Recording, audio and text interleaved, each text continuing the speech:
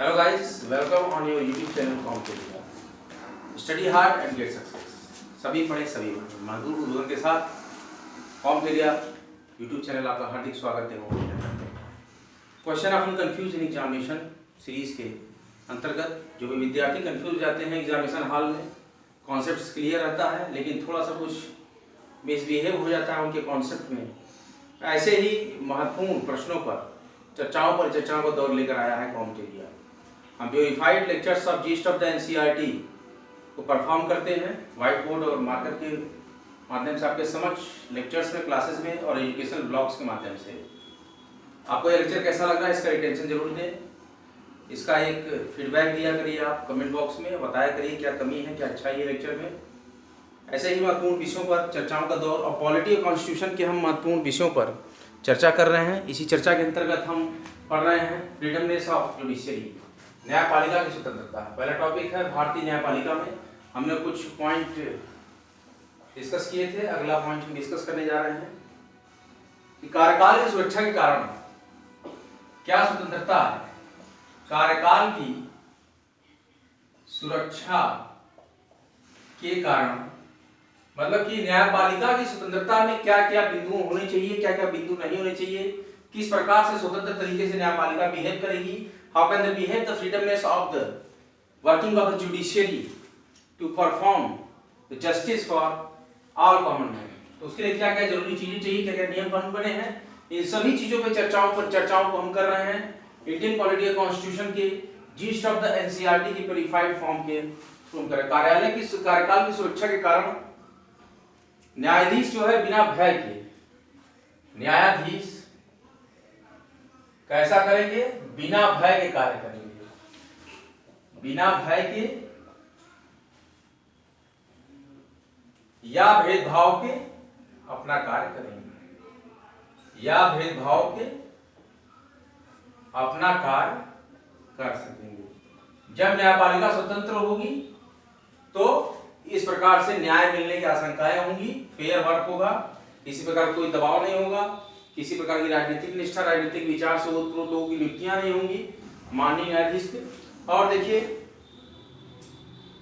और संविधान में इनको हटाने के लिए, संविधान में न्यायाधीशों को हटाने की प्रक्रिया बहुत जटिल है। प्रक्रिया को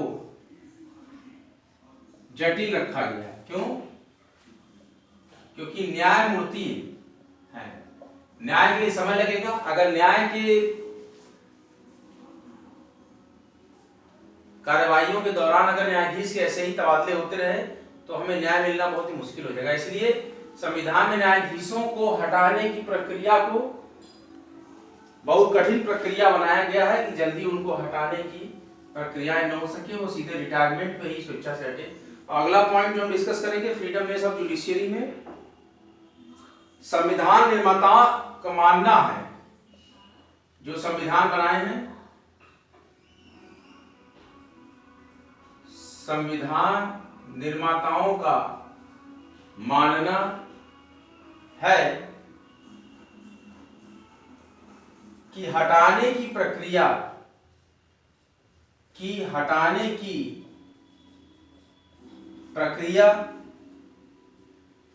कठिन हो। अगर हटाने की प्रक्रिया कठिन हो तो न्यायपालिका के सदस्यों का पद सुरक्षित होगा। तो न्यायपालिका के सदस्यों का पद सुरक्षित होगा। इसका मतलब कि बार बार उनके तबादले नहीं होंगे, बार बार सस्पेंशन नहीं होगा, और जो प्रक्रियाएं चल रही है न्याय पाने के अधीन, न्याय के इंतजार में है कि हमें न्याय मिले, तो अगर न्यायाधीश का तबादला हो जाए या न्यायिक कर्मचारियों का, तो उस केस में काफी ढीला पना जाता है और न्याय नहीं मिल पाता। तो संविधान निर्माताओं का मानना है कि हटाने की प्रक्रिया जटिल हो ताकि न्यायपालिका के सदस्यों का पद सुरक्षित हो जाए। बार बार तबादला होने से, हटा देने से न्याय मिलने में आम आदमी को बहुत देरी होती है। विधायिका या कार्यपालिका इससे मुक्त है, हमारी स्वतंत्र है। विधायिका या कार्यपालिका, हमारी न्यायपालिका इससे स्वतंत्र है। देखिए, विधायिका या कार्यपालिका वित्तीय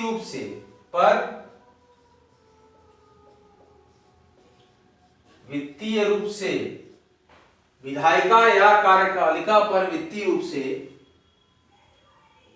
निर्भर नहीं है। न्यायपालिका जो है फंड के लिए विधायिका या कार्यपालिका पर वित्तीय रूप से निर्भर नहीं होती है। न्यायाधीशों के वेतन, हमारे संविधान में लिखा है कि न्यायाधीशों के वेतन, ध्यान से नोट कर लीजिए अपने नोटबुक में, ये क्वेश्चन जरूर आएगा। तो न्यायाधीशों के वेतन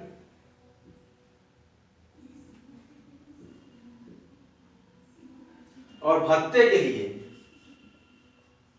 न्यायाधीशों के वेतन और भत्ते के लिए विधायिका से स्वीकृति नहीं ली जाएगी। विधायिका से स्वीकृति नहीं ली जाएगी, नहीं ली जाएगी। देखिए, न्यायपालिका की स्वतंत्रता में कार्यकाल की सुरक्षा के कारण न्यायाधीश बिना भय के या बिना भेदभाव के अपना कार्य कर सकेंगे, और संविधान में न्यायाधीशों को हटाने की प्रक्रिया को जटिल रखा गया है। और संविधान निर्माताओं का ऐसा मानना है कि हटाने की प्रक्रिया कठिन हो ताकि न्यायपालिका के सदस्यों का पद सुरक्षित हो जाए। और विधायिका या कार्यपालिका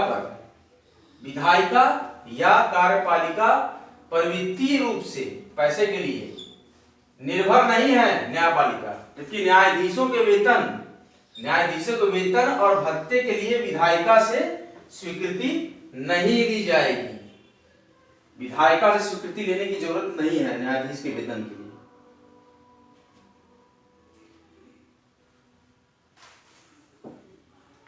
और एक और महत्वपूर्ण पॉइंट है यहाँ पे न्यायपालिका की स्वतंत्रता के लिए। देखिए, इसको बोरिंग टॉपिक मत समझिए, इसमें से क्वेश्चंस आएंगे। ऑब्जेक्टिव क्वेश्चन आ सकते हैं, सब्जेक्टिव क्वेश्चन आ सकते हैं, डिस्क्रिप्टिव क्वेश्चन मेंस में भी आ सकते हैं। यूपीएससी या पीसीएस मेंस में भी इसमें से क्वेश्चंस आ सकते हैं टॉपिक। इसको ऐसे ही नजरअंदाज न करें। न्यायपालिका एक बहुत ही महत्वपूर्ण अंग है हमारे भारतीय संविधान का और इसी पर निर्भर है। देखिए, न्यायाधीशों के कार्यों और निर्णयों, जजेस के जो है, न्यायाधीशों के कार्यों एवं निर्णयों की व्यक्तिगत, न्यायाधीश के कार्यों एवं निर्णयों की व्यक्तिगत आलोचना नहीं की जा सकती। आलोचना नहीं की जा सकती। क्या कर सकते हैं कि न्यायाधीशों के कार्यों और निर्णयों की व्यक्तिगत आलोचना नहीं की जा सकती है। नहीं आलोचना कर सकते हैं उनके कार्य की, और निर्णय की आलोचना आप व्यक्तिगत आलोचना नहीं कर सकते हैं। और क्या कर सकते हैं? अगर कोई न्यायालय की अवमानना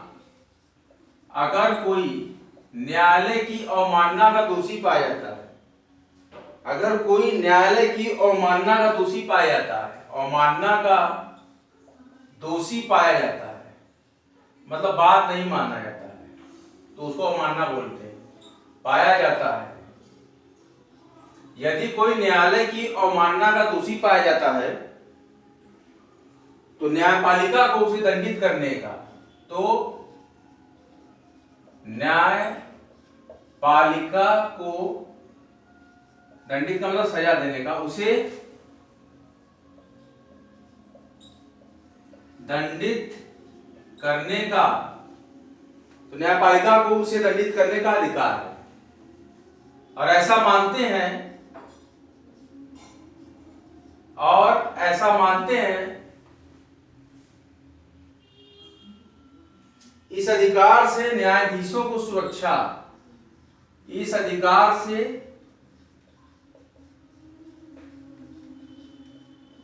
न्यायाधीशों को सुरक्षा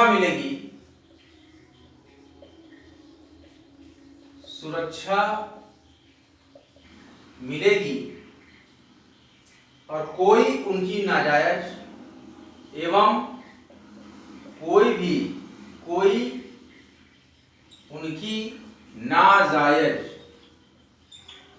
उनकी नाजायज आलोचना नहीं कर सकेगा,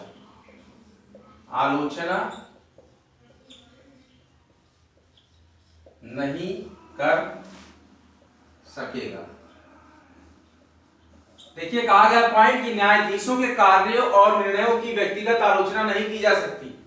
अवमानना का दोषी पाया जाता है अगर कोई व्यक्ति, तो न्यायपालिका को उसे दंडित करने का अधिकार है और इस अधिकार से न्यायाधीशों को सुरक्षा मिलेगी और ऐसा माना जाता है कि कोई उनकी नाजायज आलोचना नहीं कर सकेगा। According to the Indian judiciary, we have discussed the some important point of the Indian judiciary, that the freedom of judiciary, न्यायाधीशों के कार्यों और निर्णयों की व्यक्तिगत आलोचना नहीं की जा सकती।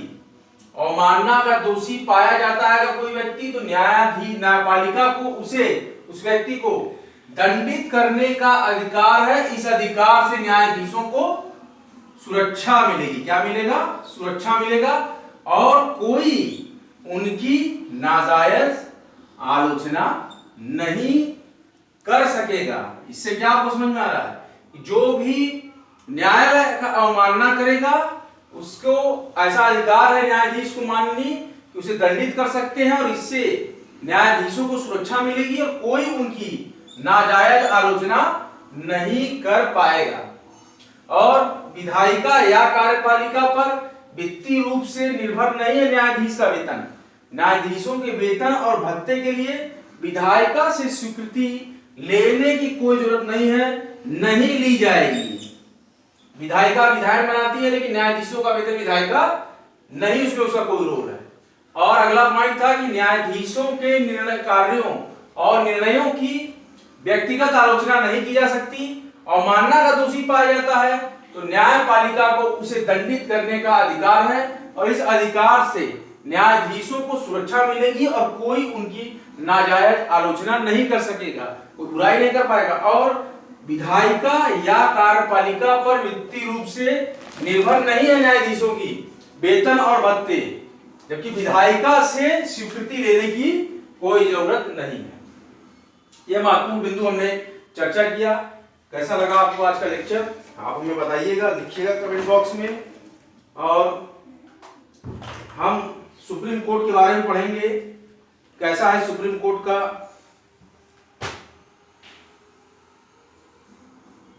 प्रोसीजर, सुप्रीम कोर्ट क्या है, उनके अधिकार क्या हैं, माननीय न्यायालय के कार्यविधियां क्या हैं, हमारे एक आम नागरिक के अधिकार क्या हैं, किस प्रकार से हम न्याय प्राप्त करेंगे, न्यायपालिका का कार्य क्या है। ये था न्यायपालिका की स्वतंत्रता, द फ्रीडमनेस ऑफ जुडिशियरी। आज का लेक्चर आपको कैसा लगा? हम उन विद्यार्थियों के लिए स्पेशली लेक्चर को फोकस कर रहे हैं जो कि एग्जामिनेशन हॉल में अक्सर गलतियां कर जाते हैं और मात्र पॉइंट 1 से पॉइंट 2 से पॉइंट 3 से पॉइंट 4 से 1 नंबर से 0.75 नंबर से थोड़े नंबर चूक जाते हैं, क्योंकि वो सब कुछ पढ़ के जाते हैं लेकिन जीस्ट ऑफ एनसीईआरटी का वो प्यूरिफाइड मटेरियल को वो भूल जाते हैं जाकर। ऐसे ही प्रश्नों पर चर्चा का दौर स्टार्ट करते हुए इंडियन पॉलिटी कॉन्स्टिट्यूशन के इस महत्वपूर्ण बिंदु को हमने इसलिए अवशोषित किया है क्योंकि ऐसा विषय है जो कि प्राय चकित कर देता है और प्राय कंफ्यूजनल बना रहता है विद्यार्थियों के समक्ष, एक्सपीरियंस के समक्ष। सबसे ज्यादा अगर कोई कठिन या जटिल सब्जेक्ट अगर निकल कर आता है तो हम देखते हैं कि भारतीय संविधान और राजनीतिक व्यवस्था की बात होती है। तो इसीलिए हमने इंडियन पॉलिटी और कॉन्स्टिट्यूशन के ही महत्वपूर्ण yeast of NCERT purified form को यहाँ पर ट्रैक किया है कि हम इसी में आपको फ्री एजुकेशन देंगे। पैन अबाउट इंडिया, भारत के बाहर पूरे विश्व में free education, world wide education के लिए हम कटिबद्ध हैं और हम एजुकेशन दे रहे हैं। कई लेक्चर्स हमने दे दिया है।